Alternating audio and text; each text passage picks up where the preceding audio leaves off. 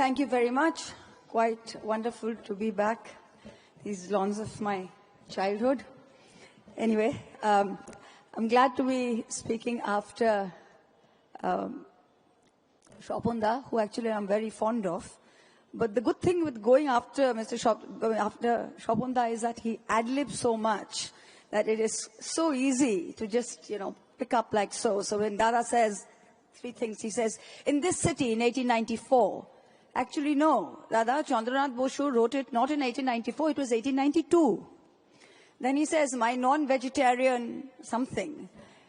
I love it. It is actually our Hinduism, Shopunda, that allows you to eat that chicken patty here and not say anything about it, because if it was your Hindutva 1 kilometer away in the Calcutta Maidan, just for eating that chicken patty, your brothers might have beaten you to pulp.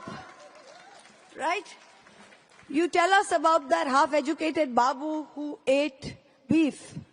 And I remember reading quite a few columns about your beef-eating history in Oxford. But be that as it may, let me get to the point.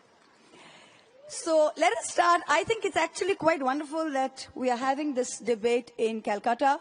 Even with all the Ghuspetias in the audience, I think it is one of the few cities in which we can have this debate today.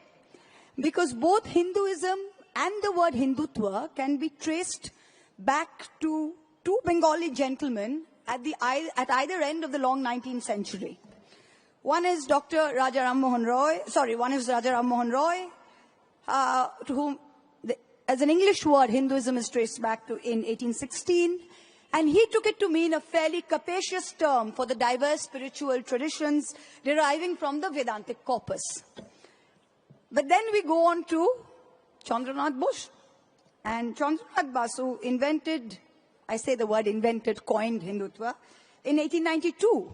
He's also, like Savarkar, has a very interesting history, and not a lot of people know about it, because when my colleague, Mr. Manishankar Iyer, was talking about 1923, yes, Savarkar wrote his book in 1923, but way before that, 30 years before that, in 1892 was when the term Hindutva was coined in this city.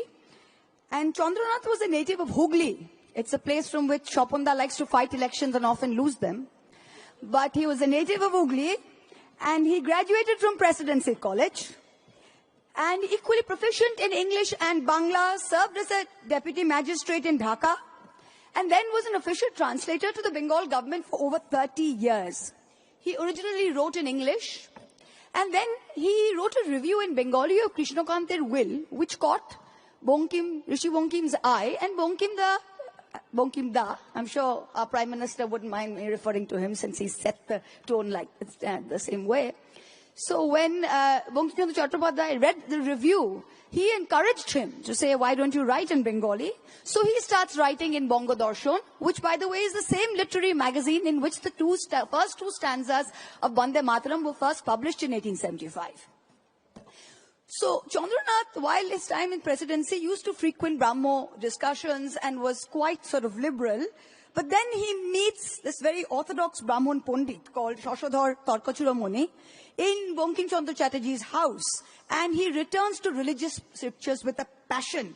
And he starts advocating a very rigid sort of return to religious scriptures. He writes something called Poshupati Sangbad, then writes something called Shakuntala Tattva.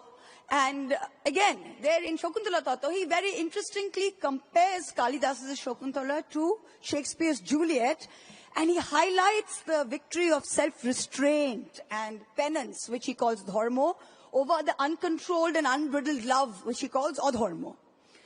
So Omya Prasad Sen, the prominent historian who just passed away, he said that Chandranath's work was a thoughtless application of hardcore orthodoxy, where he was trying to find conservative values where none existed. Anyway, in 1892, Chandranath produces his magnum opus, which is called Hindutva, Hindur Prokrito Itihash. And that is where the term Hindutva first comes in. And this envelops a sort of variety of traditional and often very contradictory beliefs. Chandranath goes on to portray Hindus as fundamentally superior to people of all other faiths, says Hindu traditions are superior to Western culture, says India shall not be a homeland for foreign religions like Islam and Christianity. He says Tantra is an integral part of Hinduism. It represents an inherent Hindu manliness and vigor.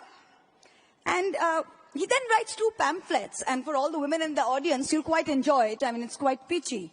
In these pamphlets, Chandranath says, he says, the superiority of the Hindu woman is in her dedication to cooking in the kitchen for long hours because she can take the heat and smoke.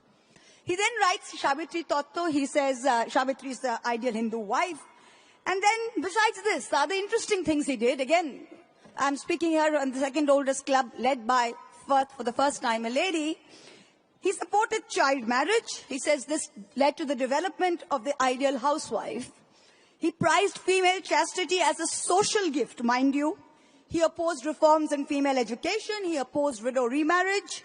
He dissented against the 1891 Consensual Age of Consent Act, which raised the age of sexual intercourse consent for women from 10 to 12, which said that, it would be rape if it was more than under the age of between 10 and 12. He says, no, the age of 10 is absolutely okay.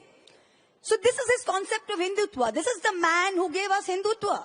And this is what you're proud of. But Chandranath, for all his faults, his Hindutva was confined to a religious, a scriptural, and a literary framework. Then what happens? Then comes along 1923. Who do we have? We have Vinayak Damodar Savarkar. He is the one who gives Hindutva the core political spin. If it weren't for him, we wouldn't have all the Ghuspaitias in the audience, because Chandranath's Hindutva was actually quite boring, It was Savarkar who tied this Hindutva to a theory of monolithic Indian nationalism, this territorial, racial, cultural, political nationalism that had no room for Islam, it had no room for Christianity, no other form of consciousness that couldn't be traced back to a Hindu core. Now, it's also important to note here that the very word Hindu is not in the Vedas. It's not in the Upanishads. It's not in any Vedantic Upanishadic corpus. It's not in the epics. It's not in the Dharma Shastras. It's not in any major Sanskrit or Prakrit literary text. It is not even in the majority of the Puranas. Savarkar relied on a fake Purana. And the reason I call it a fake Purana was because it is called the Bhavishya Purana. And the reason I call it a fake Purana was in this Purana you have reference to Sunday, Monday, Tuesday as days of the week, and reference to Queen Victoria. Now, Queen Victoria's timeline was 1819 to 1901. So if any Purana which made a reference to this had to be a fake Purana. And then Savarkar, what he says is, he says militarized Hinduism and Hinduized militarism. When after Savarkar pleads with the British, gets a get out of jail free card, remember he goes out and he boycotts the Quit India movement. When Gandhiji calls for the Quit India movement in 1942, Savarkar's boycotting it. He's head of the Hindu Mahasabha. He boycotts it and he is asking members of the Hindu Mahasabha, please get into the British army. And he uses the term Hinduized militarism and militarized Hinduism. This is his idea of Hindutva. It is political, racial, cultural. It has nothing to do with either religion or spirituality, which is what Hinduism as we know it is. And when you talk of, Shapunda again was referring to this, Savarkar actually wrote, he said, he hated Muslims, but he said that the one good thing about Muslims is when you're talking about Muslims in the medieval age, they went around raping all these Hindu women and giving birth to more and more Muslims. And Hindus should actually take a leaf out of that book, because this suicidal Hindu idea of chivalry, of treating enemy women with respect, was going to do no good for the predominance of the Hindu race. Now, as Hindus, we can accept the diversity of practices under rubric Hinduism as a modern concept, and we can argue about how liberal it is, how open it is. On one side, you can have the spirituality of Ramakrishna Dev, which is highly accommodative. You have Belur Mott that has Jishu Pujo, which has Jishu Utshav, where you have a aroti done with cake and flowers, and, that's on one side. Where he regarded even Jesus as a form of divinity, which is absolutely okay with Ramakrishna. He saw no conflict in that. And, but even the RSS, I would say, they do not confuse Hindutva with a religion. Hindutva is a political expression that seeks to consolidate Hindus in an exclusionary platform that is adversarial. That is the soul. If there is one word that is the divide between Hinduism on one side and Hindutva on the other, it was adversarial. Hindutva believes that as a political platform, mine is the only way, and Hinduism believes as a religion and a spiritual platform that there is room for a lot of others along the way. So, for instance, while there's some Hindu practices, 1 minute, where Hindu practices and Hinduism can imagine love between Hindus and Muslims, a Hindutva practitioner will say, no, this is love jihad. So a Bengali Hindu eating meat will offer meat to Ma Kali, but a practitioner of Hindutva will say that's not on. So a Hindu doesn't need to bother about the fact that there are lots of things that we do, including imagining Ma Kali in a form and referring to Krishna as the love of my life. There's nothing wrong with it. It's not blasphemy. But for a Hindutva, that is blasphemy. So the core question here is, does Hinduism need to protect itself from Hindutva? I would say that the best way to continue to protect Hinduism is to continue to realize that Hindutva is there because Hindutva was there, because Hinduism was there. Hindu ache bole Hindutva holo. It is not the other way around. So in a way, when Hinduism is religious, it is spiritual, and the only need of the hour is to free it from this Hindutva sort of brand of rabid, noxious political nationalism that has overtaken it. And we've got to wind up. Sorry. Mr. Manishankar, I referred to this. I'm going to wind up right here. Now, when we're talking of Calcutta Club, one of the most important things about Calcutta Club, I remember from my childhood, used to be the Christmas lunch.